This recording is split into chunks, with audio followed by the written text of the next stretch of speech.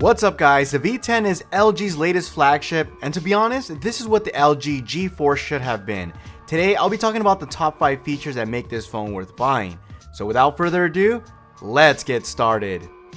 At first glance, the V10 looks almost identical to the younger brother, the G4, but upon closer inspection, it's a more refined phone with several neat tricks up its sleeve, the first one being a second display.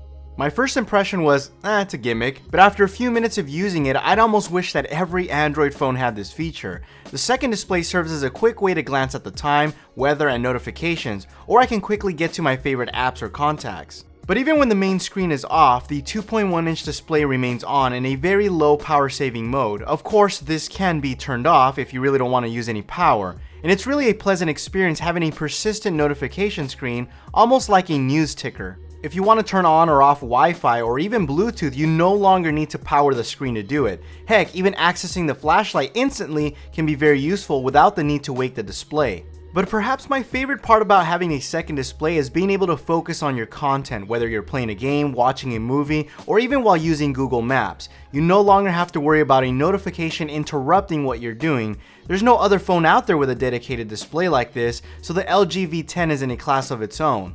Now, if 2 displays wasn't enough, LG decided to toss in another camera in the front. The idea behind the dual front-facing camera is to wisely eliminate the need for a selfie stick. It's also a direct shot at the wide selfie camera mode used by Samsung phones. And I think Samsung's wide selfie mode can be useful, but LG is right, panning and tilting the phone to get everyone into the picture often blurs people on the edges, and this is a much cleaner solution, and after playing with it, I found myself really liking it. But the front-facing cameras wasn't the only area that got some love. The rear 16-megapixel camera is the same one as the LG G4, but with some extra perks. While LG got a lot right with the camera on the G4, it does admit that it didn't go far enough with video. With that said, the V10 becomes the first smartphone to add manual mode for video, sort of like the G4 opened up manual settings for still photos earlier this year.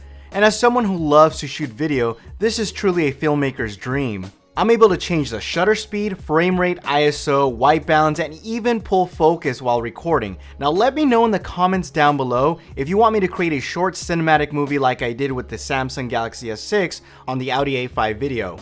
LG also stepped up their audio game too. They have an audio monitor where you can adjust the sensitivity of the 3 microphones during video recording, and you can control the audio input, including directional recording capability to highlight sound from one particular location. The LG V10 also has its own 32-bit DAC on board by ESS Technology, who are designers of high-performance audio products for professionals.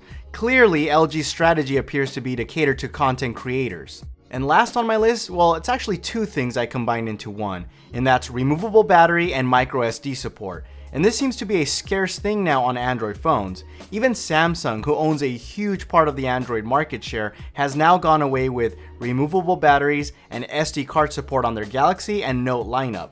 Now seeing it available on the V10 is actually quite nice. And despite it being removable, the battery is very respectable at 3000 mAh, which also supports quick charge too. So I hope you guys enjoyed this video, and let me know if you have any questions regarding this phone. Also, make sure you subscribe to the channel if you haven't already done so to make sure you don't miss out on any future content. Thanks again for watching, and you'll catch me in the next one. Adios.